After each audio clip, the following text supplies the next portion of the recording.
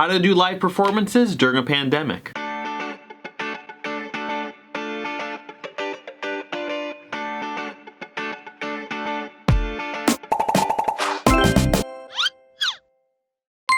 I'm sure many of you know that I've been involved in the theater community for a while. It's kind of how I got my start into puppetry to begin with. As I'm sure you can imagine, the theater community has been having a really hard time during quarantine. Between social distancing and theater capacity, it's been kind of impossible to do. I was recently contacted by a theater instructor at the College of the Albemarle in Elizabeth City, North Carolina. And they've done some pretty innovative stuff over there to follow health guidelines, but still be able to perform. And it turned out puppetry was the answer. I wanted to learn more about what they were doing, so we set up a video call. Here it is. We are part of the North Carolina Community College system, and when we were looking at how to do theater amidst a pandemic, we were all trying to figure out how can we do this with masks, and somebody said puppets don't have to wear masks, and we were like, we're done. We're using a full-size set. We actually borrowed from the previous set of Noises Off, so it's a 2-story set. Oh, wow. And our auditorium seats 900 people, and so we wanted to be sure that the scale could read to the back. So we took your free template and increased it 155%. And this is I was going to ask which one you used, because it looked a little bit different, but yeah, they look amazing. Holy cow. Yay! So are you guys, is there going to be a live audience, or are you streaming this? So we are hoping for a live audience. We're currently waiting on the governor to decide. So we have a simultaneous license. So we are live streaming as well as live audience for as long as we can. And we would love for you to see the show. I'd love to see it. Absolutely. Yeah. So as far as you know, this has never been done as a puppet show, right? Never. Oh never. My gosh. And so you said your idea to do this was because of the pandemic and able to do a performance and not have to worry about the performers' faces being covered. Yeah, we did a performance of Noises Off, and we had clear masks, but the consensus from the audience was they could not understand because you can't lip read. But it's been phenomenal with a puppet. The lip reading aspect is there. And so the clarity of diction has just been exceptional. And they also act as a little bit of a buffer. So we're able to keep a larger distance between our actors while keeping them masked and trying to adhere to every COVID standard we can while still doing live theater. And it's amazing. Oh, wow, what a great idea. Well, because especially I know that theaters have had a particularly hard time. What an innovative idea this is. This is so awesome. I can't wait to see it, and I can't wait to tell more people about it. What exactly is the show about? The Ghost of Rhodes Manor is a murder mystery tale where Helen Underwood has engaged a haunted house for the weekend for atmosphere to get her in the mood for her next book. When they arrive at the house, the caretaker is adamant that she never rented the house to them and they have to leave immediately. And during that time, somebody goes missing. More people show up at the house.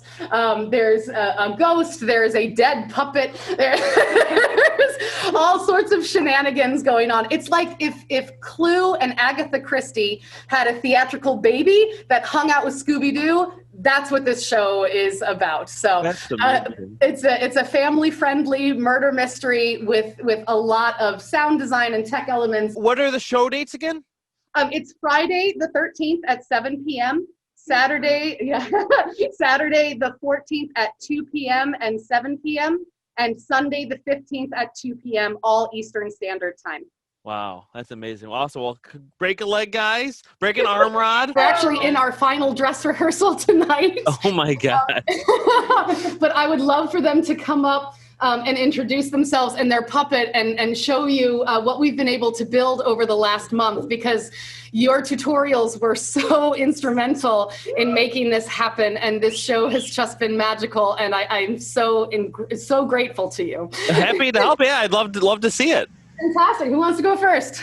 Hello, my name is Alda, and I'm a hypnotist. Is that those eyes move too? Yes, we did the eye thrust. Oh, you did. That looks great. Hi, I'm Marcia Stone of Stone and Iverson. Very much at your service. That's amazing. That's great. So did each of you make the one that you're using? Almost. It was a little bit of a group project for a Oh, lot. I see. Yeah, of course. But she actually made this entire one. I did the eye detail on her. The yarn wig was a group project. Wow, that looks great. That's really clean. These are looking great. Hello, I'm Mrs. Rhodes, and my house is not haunted. Thank you. That's great. Oh my gosh. Hi, my name is Helen Underwood, and I'm very shy, and I don't like to make speeches. That's okay. It's very, very, very nice to meet you, sir. Very nice to meet you too. I'm Deborah Cass, the caretaker of Rhodes Manor. Wow, look at that hair. I masquerade as Helen Underwood, but really I'm her secretary.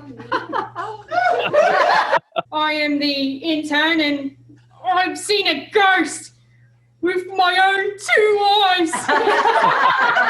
How are those glasses staying on? Do you guys use a magnet? Velcro. Oh, okay, cool. That's awesome. I'm here to interview the Ghost of Rhodes Manor, and my, I'm having an interesting time. Oh.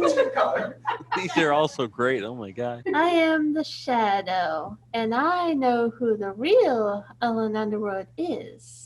And I'm Buddy Haggerty, Sheriff of Linden County, and a better sheriff than them is wears pants.